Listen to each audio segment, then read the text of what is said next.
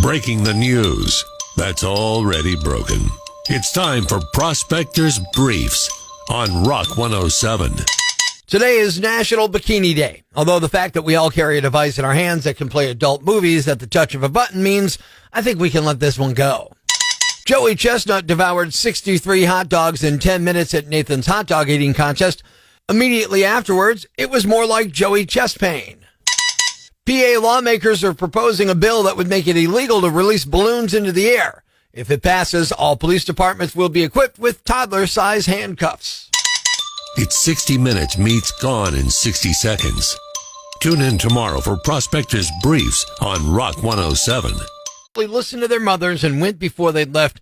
They'd never be spending money on stuff like this. Good morning. I'm Rock 107's Prospector. Rich New Yorkers are getting bladder surgery and Botox to avoid bathroom breaks on the drive to the Hamptons. They don't want to stop. They want to keep going, plowing ahead. It's true. And now I can't get this song out of my head. Guess who's back? Back again. And he's wearing a Depends. Now I'm back again and a little bit hyper. I'm wearing rubber pants and a grown-up diaper. It's sad. Ain't nothing sadder. A rapper from Detroit without control of his bladder. So let's just see what's wrong with me. Perhaps it's my physiology. Or more to the point, my urology. That's the cause of all this apology. Now my friends all think that I'm cursed. I was born with an uncontrollable thirst. I drink and it's worse and worse. Stand back, I think I'm gonna burst. Now it feels like I've gotta pee. In fact, it feels like a lot of pee. So everybody look away from me while I try to empty little me. Now it feels like I've gotta pee. In fact, it feels like a lot of pee. So everybody look away from me while I try to empty little me.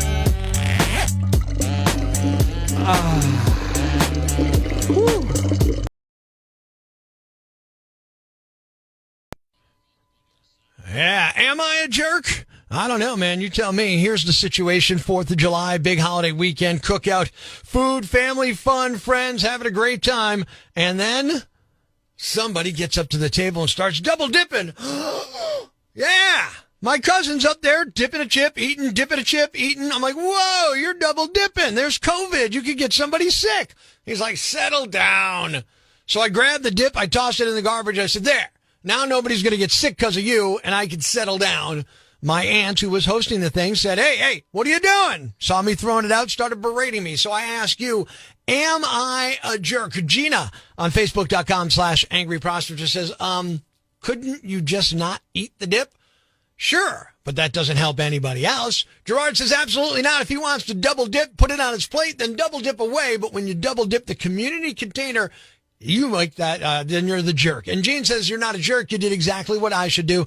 Checking in with Ed in Scranton on the Rock Lines. Am I a jerk? Prospector, I wouldn't say you were a jerk on that. Sort of like a jerk. You shouldn't, I know you probably explained to your cousin that it was, COVID was still going on and everything like that there, but I'm with you on it.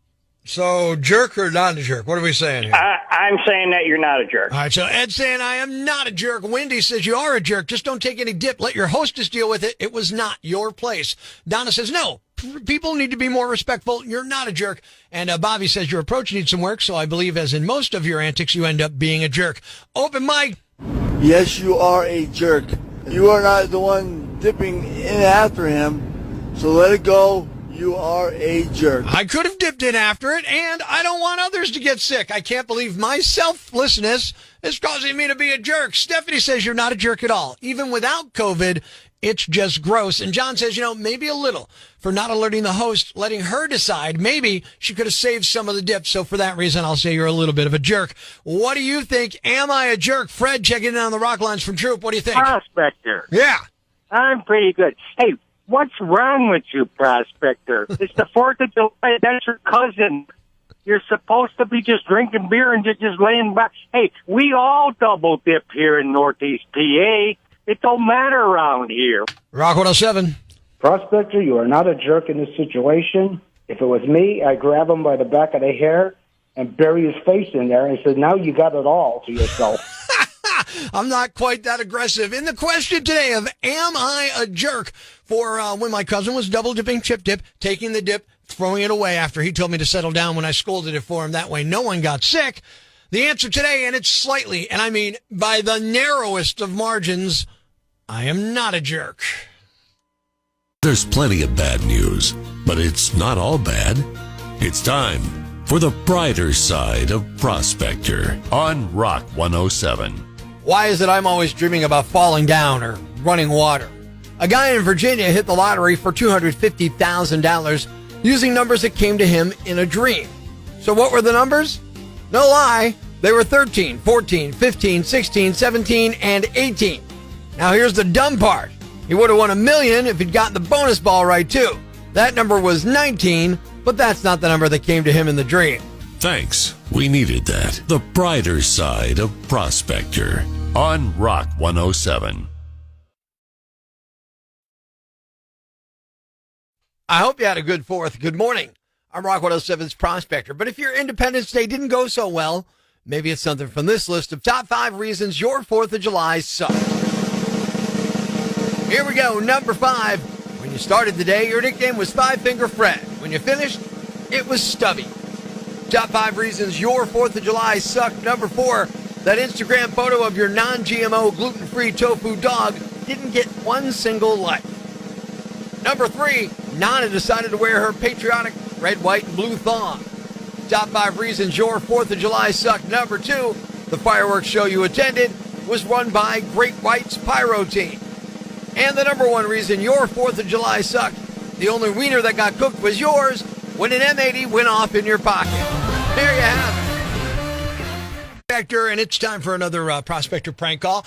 More car commercials are coming on the air, and a lot of those car commercials have disclaimers at the end. Look, I've done a lot of those commercials where I read the thing real fast, so I decided I would call a local dealership and get a sales guy on the phone to see if he knew what they were talking about. It's time for another Prospector prank call on Rock 107. This is Mike. Yeah, hi, Mike. My name's Rick. I was calling to see, you guys have a sale going on right now, right?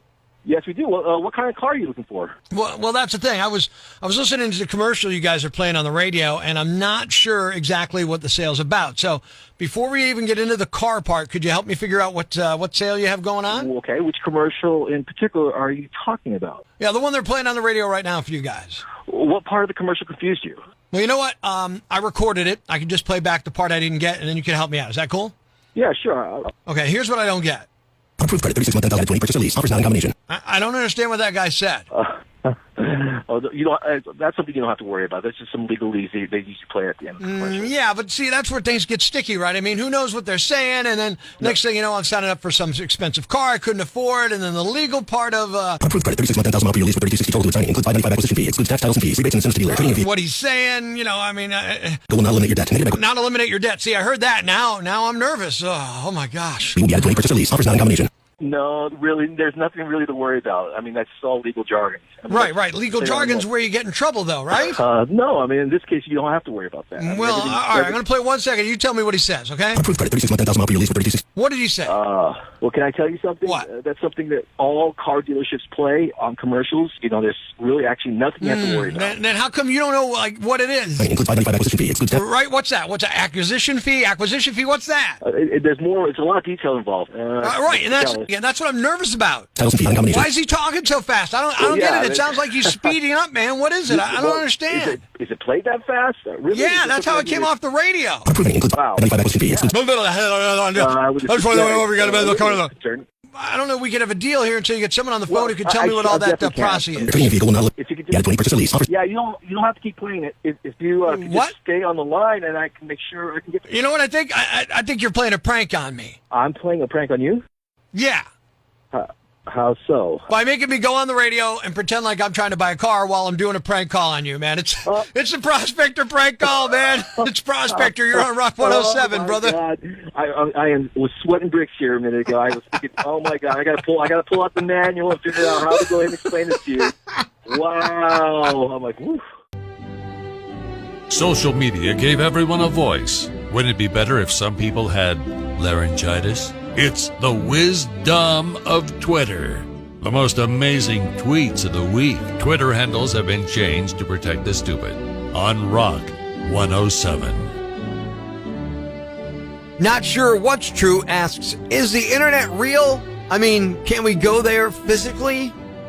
Smarts in Reverse 570 tweets, being emo is not a choice, like being black or gay. And seems legit to me writes, why use Google when Jesus has all the answers? The wisdom of Twitter. Good at Math 22 writes, some guy just wasted 13,000 pennies on a penny floor. Joke's on him, he just wasted $13,000. Trust in Nature tweets, nature is better than anything man-made. Don't believe me? Go check out the Sphinx in Egypt. The wisdom of Twitter. Legitimate Inquiry asks, why can't they make wheelchair ramps that go up automatically, like an escalator? Almost a Genius 585 tweets, I thought the lights were flickering. Turns out I was blinking. And Cartographer by Night writes, Native Americans need to go back to where they came from. What's a yam bag? A fool, an idiot, a blockhead, a dunce, or an ignoramus. You know, a dullard, simpleton, or a clot, nitwit, dipstick, pea-brain, mouth breather, or cretin. It's now time to announce the winner of Prospector's Yam Bag of the Day, as decided by you at rock107.com. Here are the nominees. Nominee number 1. Maybe he wanted a job at a ballpark where this might be acceptable. Hot dog vendor Jason Stoll, 47 years of age, was peddling his food late Saturday night when he was approached by police officers who told him his permit had expired. Although an officer told Stoll to put down the hot dog he was holding, the vendor refused and continued to try and sell that hot dog. The defendant became extremely upset and intentionally threw a hot dog at an officer, according to police, who added there was an indication of alcoholic influence. Stoll's now facing charges of battery on a law enforcement officer, resisting arrest as well. The police officer was not injured by the hot dog. Nominee number 2. You've seen hackers get job offers for exposing security flaws in the computer system, but that's really the only industry this happens in. A 44-year-old in Florida named David Proudfoot is facing charges after he tried to land a security job at Disney World by stealing R2-D2. He recently applied for a job as security guard at the park, and he thought he could up his chances by exposing weaknesses in their security protocols. So he dressed up as an employee, walked into one of the resort hotels on May 31st and tried to steal a replica of R2-D2 worth about $10,000. But his plan didn't work. If anything, he showed their security's fairly robust. Someone saw him pushing a cart around, and it seemed suspicious, so security confronted him. And he claimed to work there, but they knew he was lying when he said his job was move stuff around the park, but he didn't know where anything was. He tried to lead them to an employee locker room, but went the wrong way, then couldn't open the locker that was supposed to be his. When they asked for his boss's name, he gave the name of an employee who works in California, not Florida. He eventually admitted he was trying to show weaknesses in their security so they'd hire him. Instead, he's facing charges for grand theft. And the winner is the guy who tried to land a security job at Disney World by stealing an R2-D2 droid replica. You are the Yam Bag of the Day, and we'll move on to Friday's Yam Bag of the Week competition. Keep it here for all the nominees for Prospector's Yam Bag of the Day on Rock 107. Thanks for listening to Prospector's Prime Cuts podcast. Be sure to catch us live weekdays from 5:30 to 10 a.m. on Rock 107 or online at rock107.com or the Rock 107 app, a free download for your Android or iPhone. Subscribe to the podcast on Apple Podcasts, Google Podcasts, Spotify, Stitcher Radio, or wherever you get your podcasts so you never miss Prospector's Prime Cuts.